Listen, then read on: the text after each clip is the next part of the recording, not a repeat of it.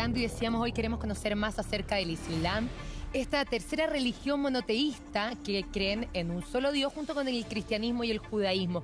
Sale mucho en los diarios y uno se confunde muchas veces, asocia erróneamente al Islam o los musulmanes con el terrorismo y por lo mismo, profesor, queremos hablar de las tres ideas fundamentales. ¿Cómo usted definiría el Islam? Como para los católicos, por ejemplo, puede ser la Santísima Trinidad, los mandamientos, los sacramentos. ¿Cómo funciona el Islam? En primer lugar vamos a decir algo.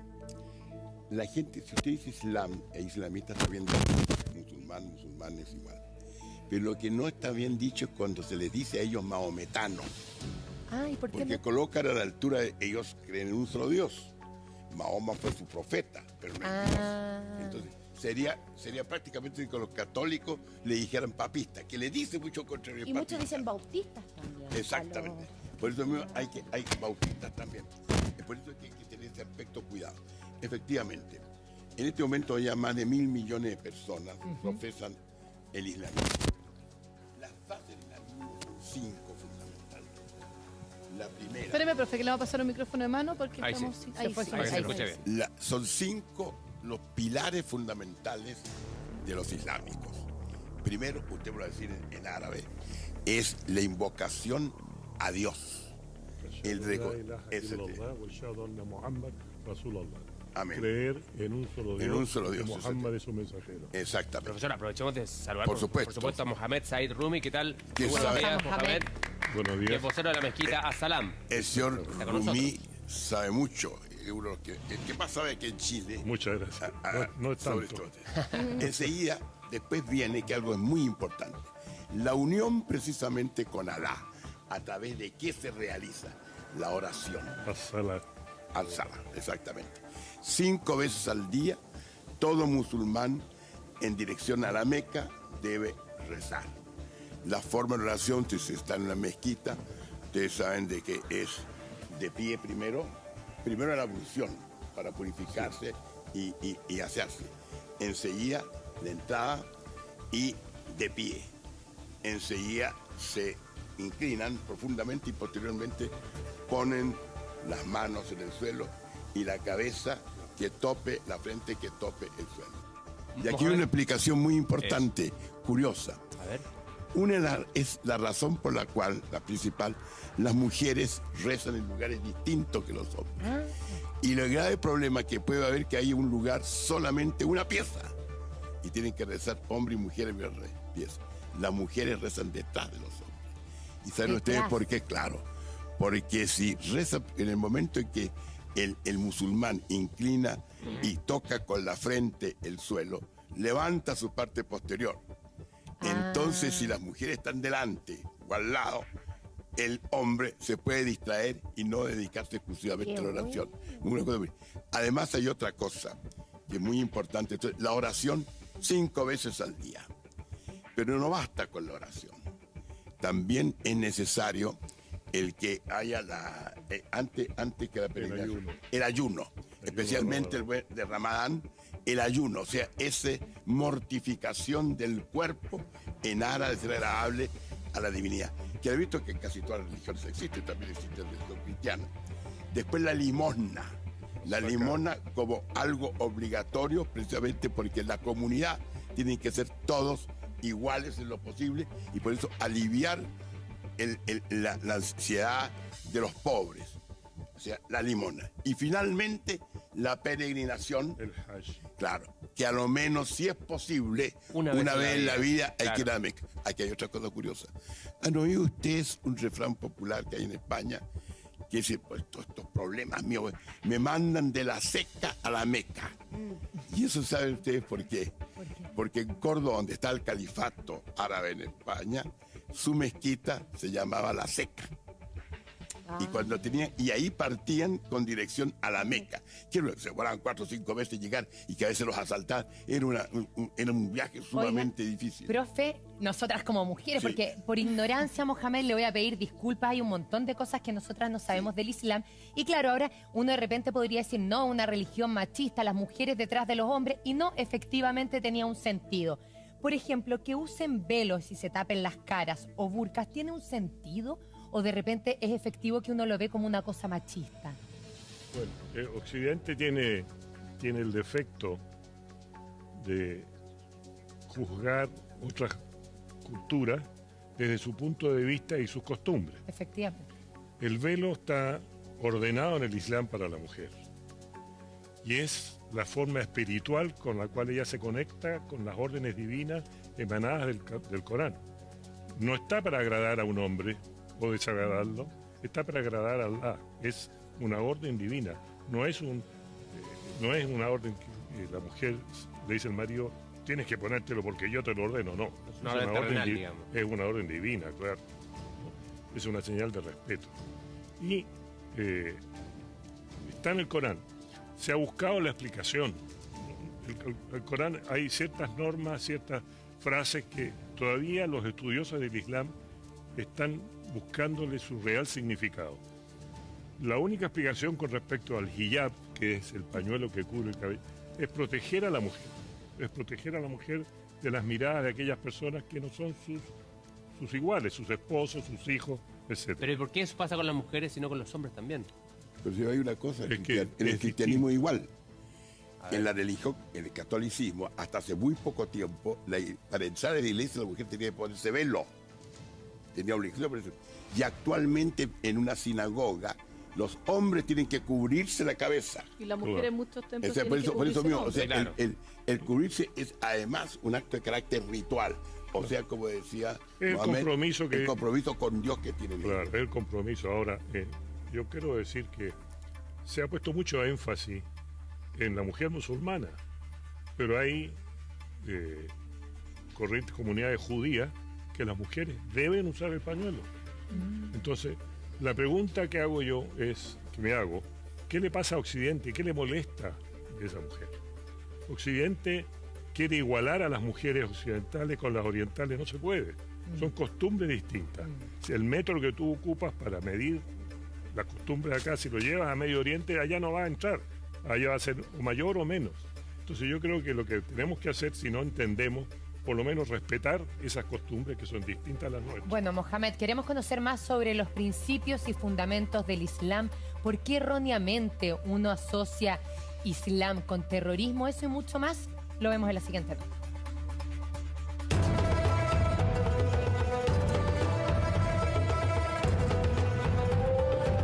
Budistas, cristianos, evangélicos o musulmanes. Todas corresponden a un conjunto de creencias místicas que buscan conseguir miles de fieles y seguidores. Religiones que cuentan con normas de comportamiento, rituales, ceremonias de oración o sacrificio que son propias de un determinado grupo humano y con las que el hombre reconoce algún tipo de relación con la divinidad, ya sea en un solo Dios o en varios de ellos.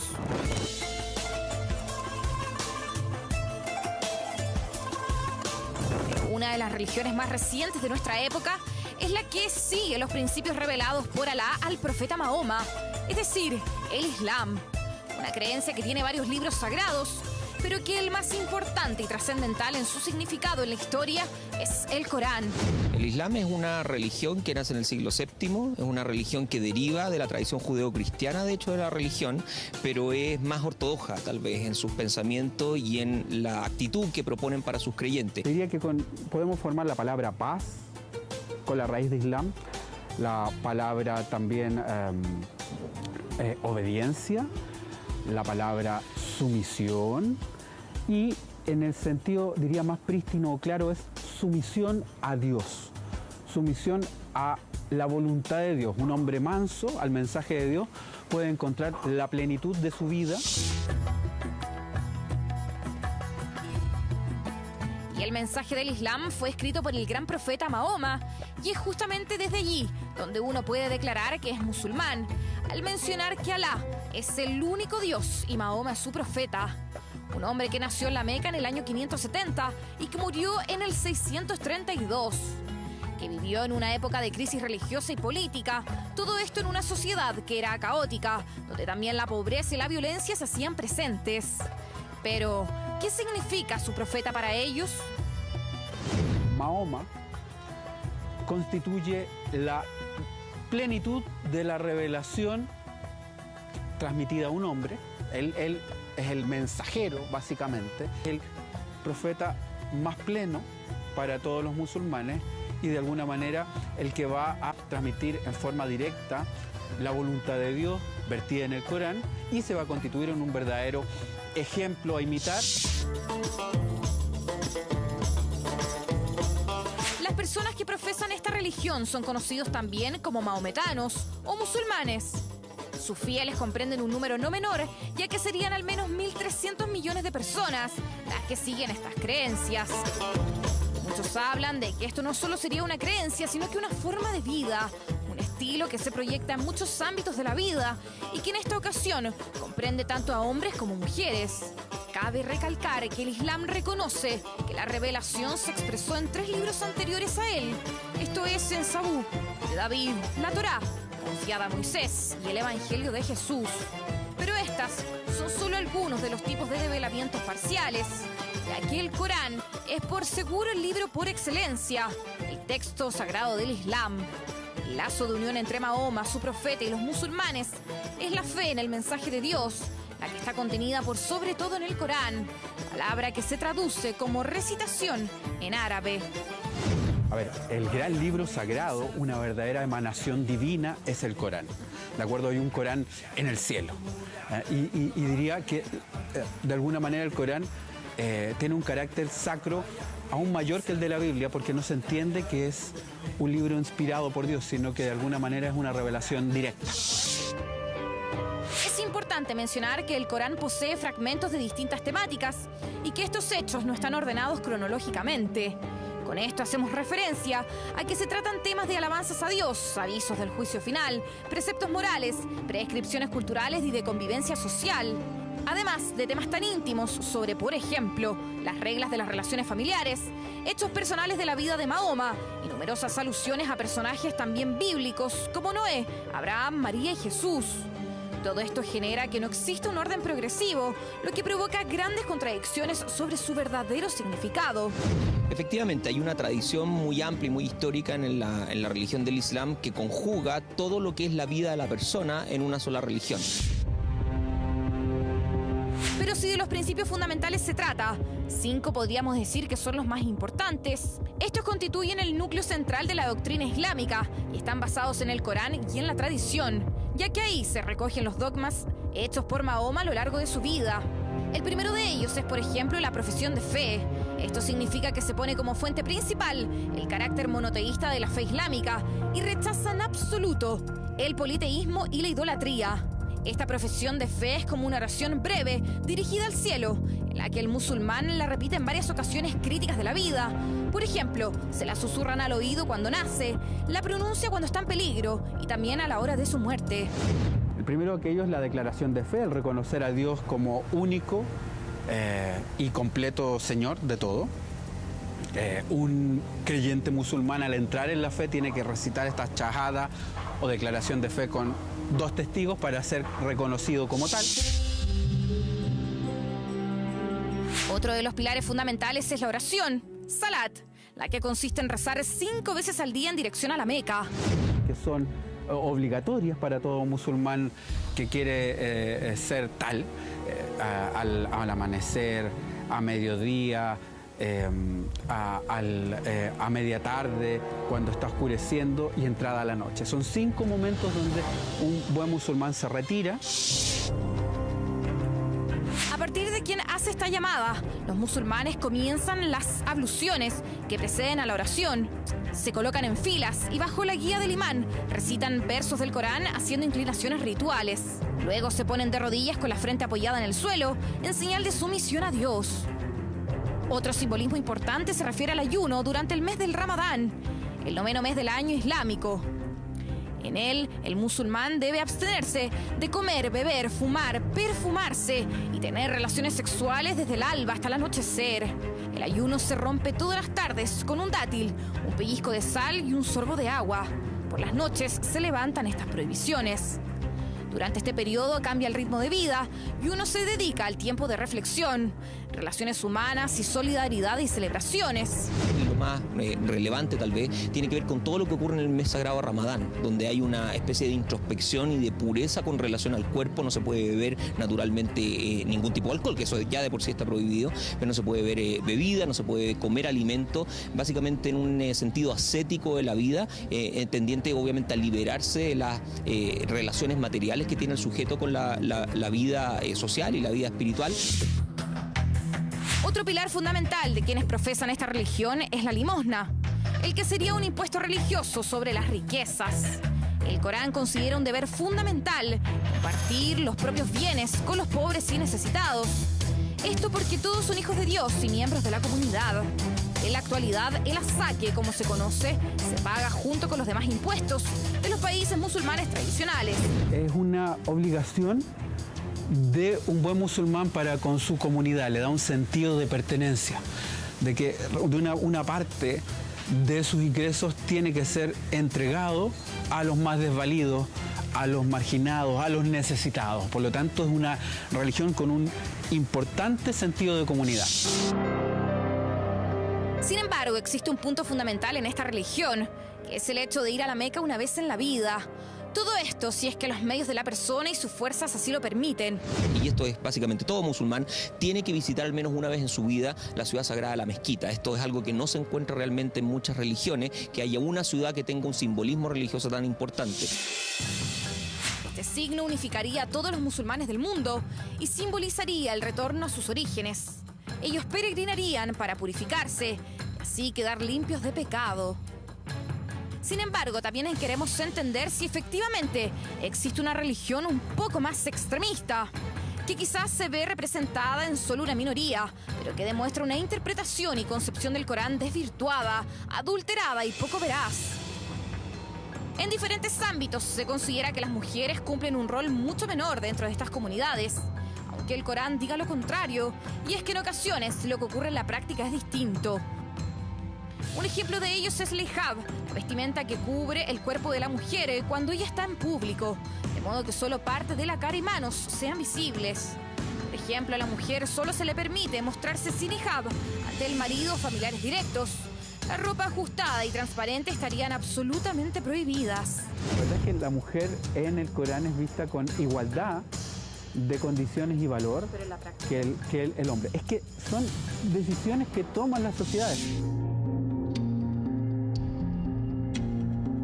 Algunos asociamos el Islam como una religión extremista o violenta. Sin embargo, debemos entender que esta creencia comprende diversas ramas y que en cada nación o corriente existe un sentido o significado propio. ¿Cómo debemos entender esta religión? ¿Hasta qué punto una corriente del Islam puede desarrollar la violencia en una nación? ¿Por qué en algunos el Islam se asocia a una creencia casi devastadora? Hoy intentaremos dilucidar y concluir cuáles son sus pilares fundamentales, sus costumbres y también aquello que nos impacta como sociedad. Ya vamos a estar en vivo y en directo en un instante con nuestro Matías Vera, que está justamente en la mezquita As-Salam. Pero Mohamed, yo sé que durante la nota lo vi varias veces poniendo caras. No, puso cara en una oferta muy importante respecto primero de algunas observaciones que se hicieron ahí. O algunos datos que no correspondían según su versión, por supuesto. La persona que hablaba entró en datos incorrectos. Dice, Muhammad o Mahoma escribió el Corán. Muhammad, con él la pelea de la paz, que es nuestro profeta, era una persona analfabeta. No sabía leer ni escribir. Por lo tanto, no escribió el Corán. Él recibía el Corán a través del arcángel Gabriel, que durante su vida le fue entregando el Corán durante 23 años, que fue la época de recepción del Corán. Entonces, decir que Muhammad o Mahoma recibió y escribió el Corán, eso es incorrecto. Se refiere el señor que habló respecto a que era la continuación de las religiones judeo-cristianas, eso es incorrecto. Yo expliqué la vez pasada, de acuerdo a nuestra creencia, el Corán es la representación final de un mensaje divino que trajeron 124.000 profetas. Y ese mensaje la gente lo cambiaba, lo lo olvidaba, lo mutilaba y era necesario mandar un nuevo profeta a recordar el mensaje anterior. El mensaje que trajo Muhammad, con él la paz de la paz, es el último. Ya no hay más mensajes, ¿no? Pero hay una pequeña observación que hay que hacer ahí, ¿eh? Es la siguiente. Hay cierta influencia de los evangelios hasta más o menos el siglo V de nuestra era, por ciertos detalles. Por ejemplo, los evangelios canónicos, o sea, los oficiales, no nombran a los padres de la Virgen María, Joaquín y Ana, y sin embargo el Corán los nombra. Y además otra cosa mucho más curiosa todavía, ustedes saben que en el Corán se nombra más a la Virgen María que los propios evangelios oficiales. ¿En serio? Bueno, ese es un punto de vista. El punto de vista nuestro es distinto. A ver. El Corán viene a completar los mensajes divinos anteriores. Si menciona a los padres de María es porque anteriormente no los mencionaron. Y no es que lo esté copiando o tomando en cuenta. En la zona donde vivía Muhammad, en Meca, habían comunidades, la mayoría eran analfabetos, eran idólatras, habían unos poquitos cristianos y unos pocos judíos, ¿no? Cuando Muhammad, con él la paz, presenta su mensaje, mucha gente le creyó, pero los judíos y algunos cristianos no. Nosotros hoy día creemos que nuestro profeta fue el último y que Dios el milagro para nosotros es el Corán. Que lo haya recibido una persona que es analfabeta, que no sabe leer ni escribir, es algo extraordinario por todo lo que significa el Corán en sí como un texto sagrado. Y a propósito de lo que usted dice, Mohamed, de que se confunde de dónde viene el Islam y que dicen que es una mezcla entre judaísmo y cristianismo, ¿por qué cree usted que cuesta tanto el diálogo interreligioso entre el cristianismo de Occidente y los musulmanes? Basta recordar que se han enfrentado durante siglos como las cruzadas, por ejemplo, la liberación de España. Ellos mismos también. Si dentro de los musulmanes también hay corriente. Un chiita no es exactamente lo mismo que un sunita, o que un aleluyista, como el caso del presidente Assad de Siria, alawita, o con un ismaelita. Son diversas tendencias, incluso, si podemos decir, con doctrinas, aspectos doctrinales importantes, diferentes también. O sea, igual que en los cristianos, hay diversas ramas. Claro, pero ¿por qué yo quiero hacer una tanto corrección. Sí. Usted dice que por siglos se han enfrentado. España, cuando los musulmanes vivían en España, había una comunidad judía extraordinaria que desarrolló capacidades intelectuales bajo un gobierno musulmán. Cuando se produce la derrota a los musulmanes y son expulsados de España, también expulsan a los judíos. ¿Y dónde se fueron los judíos? Al Imperio Otomano, musulmán, que los protegió. O sea, no es que los musulmanes y los judíos se hayan establecido toda la vida, han vivido siempre en paz. La paz se rompió cuando se creó el Estado de Israel a costa de Palestina. Eso es la causa de las guerras que han venido sucediendo hasta ahora. Pero, de acuerdo a la concepción islámica, los judíos, los cristianos y los musulmanes son gente que tiene un libro revelado. Por eso para mí los judíos y los cristianos son Ahl el-Kitab, gente del libro. Por eso cuando los musulmanes llegaron a América Latina y decidieron casarse, se casaron con mujeres cristianas, porque no había mujeres musulmanas, porque está reconocido como mujeres de un libro revelado como el Corán, ¿no? Vamos con Matías Vera, profesor. Una cosa muy importante, sí, por supuesto, también, que en Toledo eran las tres culturas. Estaba la árabe, la judía y la cristiana. Por ejemplo, los arquitectos eran todos árabes. Incluso las sinagogas que hay en Toledo son de estilo árabe. Y también, bueno, fueron expulsados en 1492 al caer el último rey moro Moro no es insulto entre paréntesis.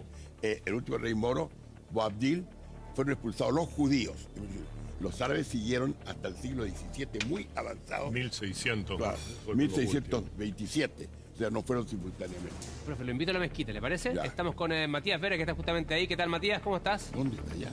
en la Sí, mezquita. allá Hola chicos, muy buenos días nuevamente. Estamos en Asalam, en plena comuna de Ñuñoa, particularmente en la calle Chile España con Campo Amor, en donde está esta mezquita que, bueno, ustedes lo han estado diciendo, ha sido un proceso de aprendizaje durante toda la jornada, pero yo no estoy adentro en este momento. Yo no puedo ingresar porque hay que tomar algunas precauciones y que yo les voy a mostrar cuando uno hace ingreso a la mezquita, y es parte del aprendizaje que hemos tenido que estar haciendo durante toda esta jornada. Desde ustedes en el estudio yo he estado escuchando, aprendiendo mucho, y los quiero invitar a que ahora sigamos aprendiendo de esta interesante cultura, y tengo que sacarme los zapatos para poder hacer ingreso a la mezquita. Lo vamos a hacer con todo el respeto posible, porque la verdad es que esto es absolutamente desconocido para nosotros, y ha sido tan apasionante para mí como para ustedes al haberlos escuchado y también haber tenido algunas conversaciones previas con las personas que están acá para conocer a aquellos que nos van a enseñar. Y justamente para saber de esto, para saber del tema, nosotros queremos ir directamente a quienes saben, a quienes nos van a poder no solamente dar una pincelada, sino que derechamente contarnos qué es el Islam y cómo se vive. Está con nosotros Ismail Torres, director ejecutivo de esta misma mezquita en donde estamos nosotros. Se los presento, él ha estado todo el rato con nosotros comentándonos en parte en qué consiste este lugar y cómo lo podemos conocer bien. ¿Cómo está? Muy buenos días. Muy bien, muchas gracias. Primero te agradezco el ascenso. Soy secretario ejecutivo. Secretario ejecutivo. Mira, me lo dijo 4 veces antes de salir a la el ascenso. Bienvenido a la mezquita. Este es nuestro lugar de oración, nuestra joya. Lo que nosotros tenemos acá es nuestro segundo hogar, la segunda casa del musulmán. Y son bienvenidos para preguntar y visitar como ustedes quieran. No te voy a quitar la palabra, quiero que tú me preguntes algunas cosas y así aprovechamos mejor su visita. Y no sabe cuánto le agradezco esa oportunidad, porque yo sé que también desde el estudio nos van a hacer algunas preguntas, pero miren, nosotros cuando hacemos ingreso a la mezquita nos encontramos con lo primero, son algunas personas que están aquí leyendo, por lo que podemos ver. ¿Qué están leyendo? ¿Por qué están reunidos acá? ¿En qué consiste esto? Una de las actividades que tiene la mezquita, aparte de la oración, es también el aprendizaje. Y el aprendizaje se obtiene a través de la lectura de libros que son pertinentes a la religión, en donde se enseñan valores, donde se enseñan las virtudes de las cosas que nosotros realizamos, como la oración, el recuerdo de Dios, la caridad, etc. Y esas enseñanzas están contenidas en algunos libros. Y en este caso, ellos están haciendo lo que nosotros llamamos el ta'alim.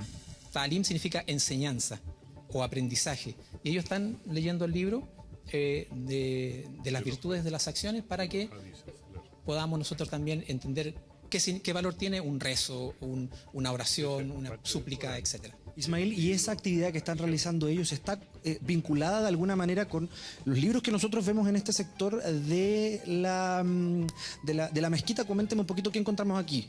Bueno, acá lo principal que hay son ejemplares del Corán. El Corán es el libro sagrado de los musulmanes. En el Corán es Dios, Allah, el que habla. No es un libro escrito por una persona, sino que es un libro revelado al profeta Muhammad. Con él la plegaria y la paz, la bendición de Dios sea con él. Y eso está contenido en este libro que es el Corán. Estos ejemplares están en árabe, pero también hay ejemplares que están traducidos al español. Si quieres te muestro alguno para que lo... A simple vista, mientras desde el estudio nos quieren hacer una pregunta, díganme, chicos. Sí, es que estamos con Mohamed, que quiere agregar algo a lo que ustedes van diciendo del libro sagrado del Corán, Mohamed. No, yo lo que quiero decir es que el libro sagrado está traducido a distintos idiomas, pero es una aproximación, porque está escrito en un idioma árabe que es de alta alcurnia. Es muy difícil que una persona normal pueda entender ese árabe. Por ese árabe está escrito con una serie de signos para la persona que lo lee vaya leyendo pa, pe, pi, para que no se equivoque, ¿no? Si tú lees el Mercurio en árabe, no va a tener la misma tipo de escritura que tiene el Corán, porque las noticias del Mercurio o de otro diario son noticias mundanas. Pero cuando se trata de la palabra de Dios, uno no puede equivocarse o tergiversar la palabra. Claro. Y por eso la palabra viene indicada con vocales para que uno la pronuncie correctamente. O sea, no lo puede leer cualquiera. No solamente eso, porque además me decían ustedes que hay un tratamiento especial. Yo, por ejemplo, ¿puedo llegar y tomar un Corán y leerlo? Sí, podrías. Si tienes que leer el Corán en árabe, tienes que primero observar la ablución. ¿Qué es la ablución? Es lavarnos ciertas partes del cuerpo, las manos, la cara, los brazos, los pies, para recién ahí poder estar en condiciones de tomar el Corán y poder leerlo. Si no tenemos la purificación, como yo lo mencioné brevemente, no es posible que ninguna persona pueda tocar el Corán. ¿Y eso tiene directa relación con el ejercicio de sacarse, por ejemplo, el calzado una vez que uno entra a la mezquita? Exacto, porque el lugar donde estamos nosotros es el lugar de oración. Y como ustedes han visto o saben, la oración en el Islam se realiza colocando nuestras manos, nuestras rodillas en el suelo y también depositando la frente en el piso. Entonces, para todo eso, el lugar tiene que estar limpio. Matías, Y no solamente... Sí, escucho. sí, lo que pasa es que me llamó profundamente la atención el suelo.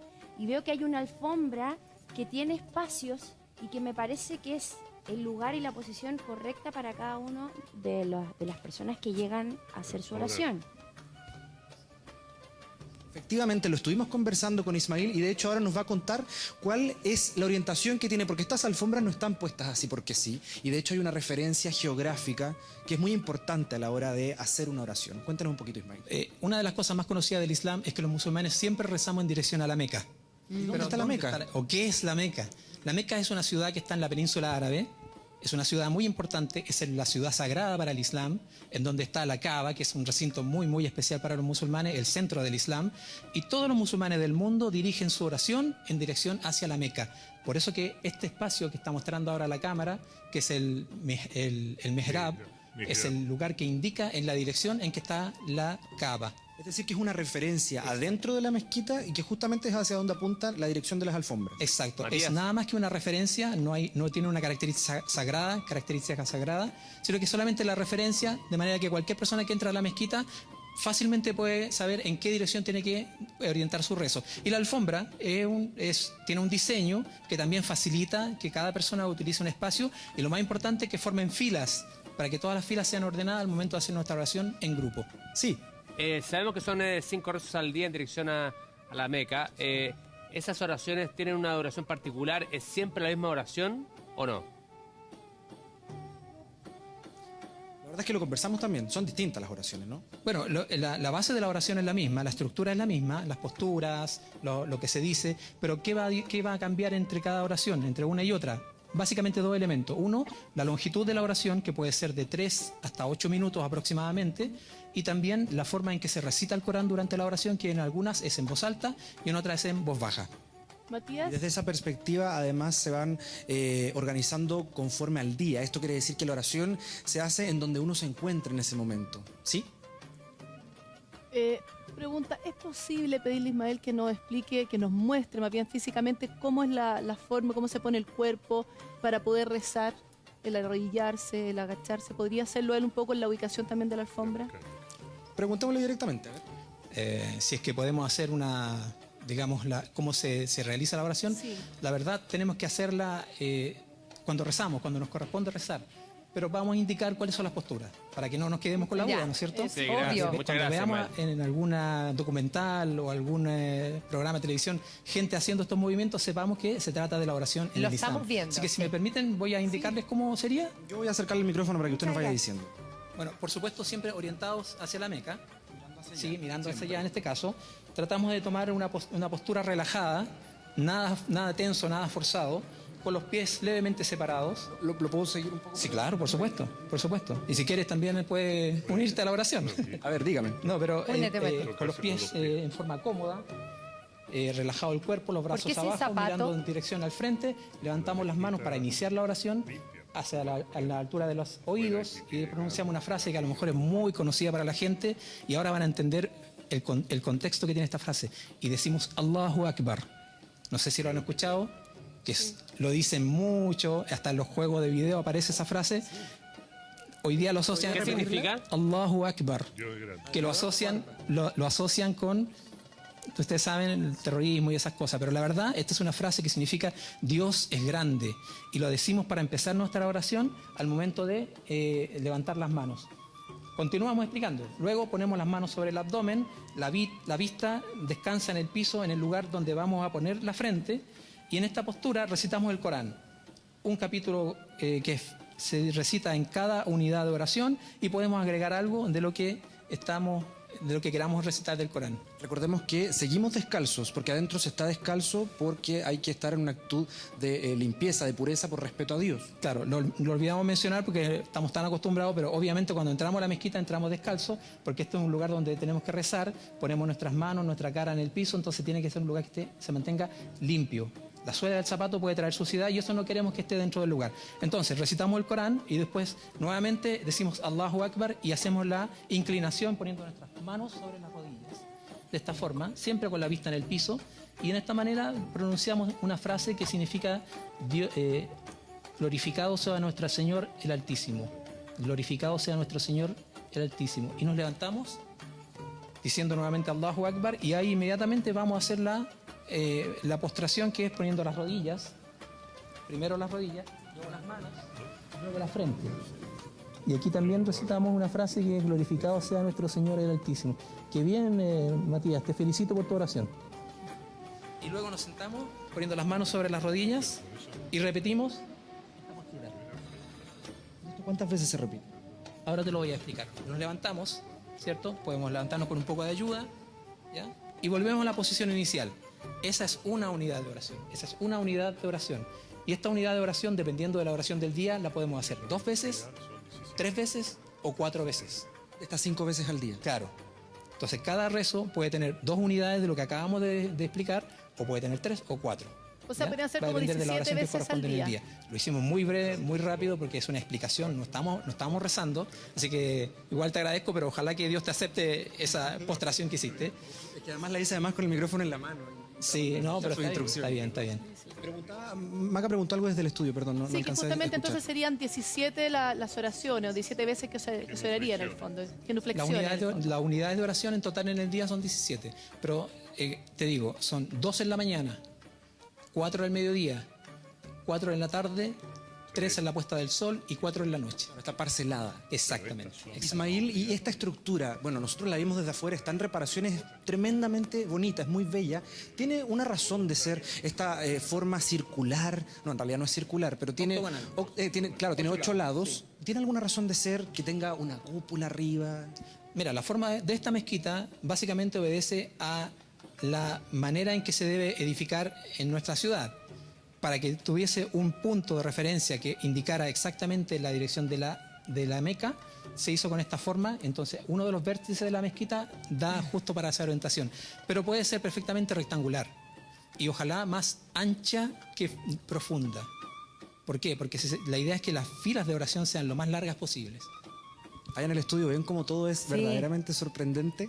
Muy bonito y profundo, Matías. Queremos seguir conociendo más de esta religión que la siguen 1.600 millones de personas en todo el mundo.